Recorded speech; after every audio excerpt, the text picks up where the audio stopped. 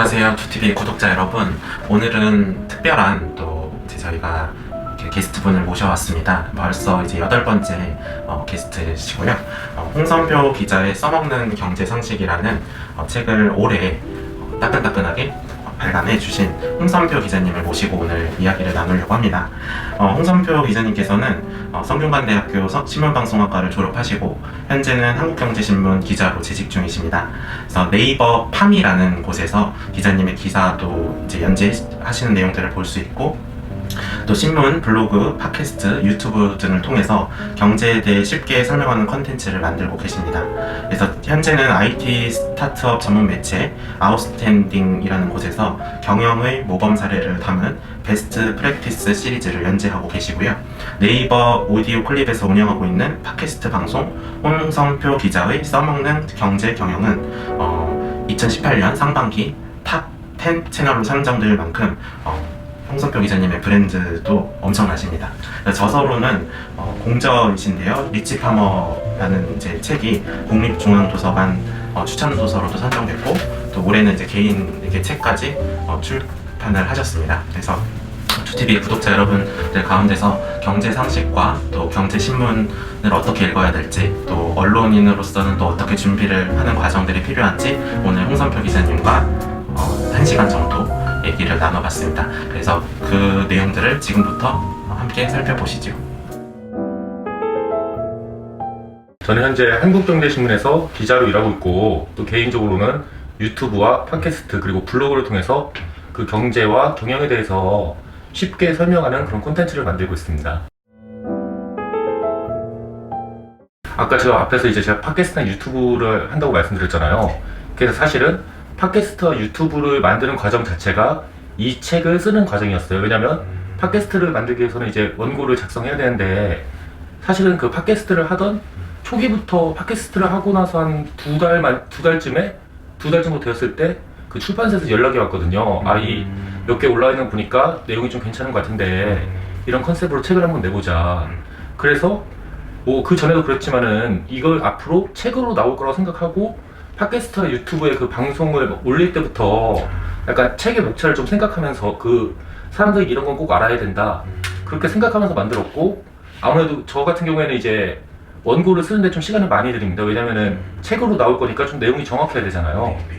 그리고 너무 그 당시 이슈만을 다루진 않았어요. 왜냐면은 그 당시 이슈만 다루면 책으로 묶여서 나오는 건 한 1년 정도 뒤일 텐데, 너무 시의성만 쫓으면은 책으로서는 의미가 없잖아요. 그래갖고 좀 약간 몇 년 뒤에 읽어도, 그리고 또 더 그 뒤에 읽어도 괜찮은, 왜냐면 죽은 경제학자의 살아있는 아이디어 같은 책은 90년대에 나왔지만 요즘 읽어도 내용이 전혀 뭐 좋은 내용이잖아요. 왜냐면 그 이슈를 타는 내용들이 아니니까.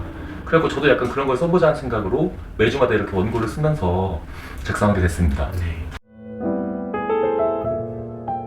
예, 이 책 홍선표 기자의 써먹는 경제상식은요, 사실은 이 책이 31가지의 주제를 다루고 있어요. 딱 31가지 챕터인데, 그 이유는 사람들이 하루에 한 챕터씩만 읽어갖고 한 달이면은 좀 이 책을 읽는 걸 끝나게 하자.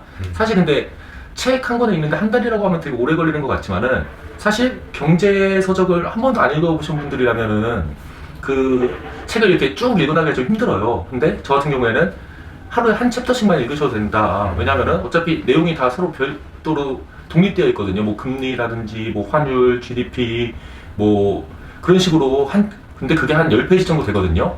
그 한 챕터가. 하루에 10페이지 한 10분에서 20분씩만 쭉쭉 읽어나가시면은 충분히 한 달 뒤에는 이제 경제 뉴스라든지 그런 거 보셔도 어렵지 않은 그런 수준이 되실 수 있게 제가 이 책을 구상을 했습니다. 그리고 이 책 뭐 장점이라고 하면은 방금 말씀드렸듯이 서로 이렇게 독립적인 내용으로 돼 있어갖고, 일단은 뭐 목차 보시고 평소에 궁금했던 거 있거든요. 그것부터 먼저 이렇게 쭉 이렇게 보시면은 도움이 더 되죠. 이제 평소에 내가 궁금했던 거, 예를 들어서 뭐 가계부채 증가 속도가 빠른 이유는 무엇일까? 아니면은 인구가 줄어들면 경제도 무너질까? 이런 식으로. 그리고 한마디로 제 책의 장점은, 일단은 이 책을 내기 전에 이미 여기 보시면서 제가 써놨지만 100만 명이 넘는 분들이, 지금은 좀 더 많이 늘어서 한 200만 명 가까이 되시는 분들이 제 콘텐츠를 보셨어요. 그거는 이미 그만큼 제 콘텐츠가 이제 어떻게 보면 잘 설명한다는 뜻이잖아요. 이렇게 이미 검증이 됐다. 그런 거를 이제 좀 생각해 주시면 좋을 것 같습니다. 네, 감사합니다. 네. 이제 사실 이 책 마지막 부분하고 좀 이어지는 건데 네. 이 책 마지막 부분 보면은 처음에는 되게 기본적인 금리라든지 뭐 네. GDP, 뭐 환율 이런 걸 시작해서 쭉 가면은 점점점 이제 경영 관련된 내용들로 이제 가잖아요. 네. 특히 마지막 부분은 이제 그 뭐 이나모리 가지오라든지 아니면 구글의 그 뭐 아리스토텔레스 프로젝트라든지 그런 것처럼 근데 그 독자분들 반응을 보면은 약간 경영에 대한 얘기를 다룬 부분이 재밌었다. 그래서 그거를 이제 좀 이제 확대해갖고 다음 편 같은 경우에는 그 경영 그 좀 약간 사람들이 근데 경영이라고 하면 또 약간 어렵게 느껴지는데 그런 거에 대해 좀 쉽게 설명하는 책을 좀 준비하고 있어요. 예를 들어서 뭐 지금 몇 개 또 글을 써놓은 게 있는데 손정희가 사업 초기에 어떻게 사업을 그렇게 급성장시킬 수 있었는지 그리고 뭐 벤 호로이치라고 되게 유명한 실리콘밸리의 그 기업가 겸 투자자가 있거든요.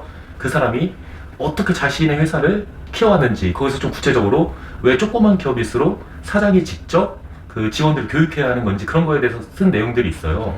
이제 뭐 그런 내용들을 해갖고 좀 이제 뭐 직장 생활을 하시는 거나 아니면 창업을 준비하시거나 그런 분들이 좀 도움을 받을 수 있는 그런 책을 좀 하나 준비하고 있습니다.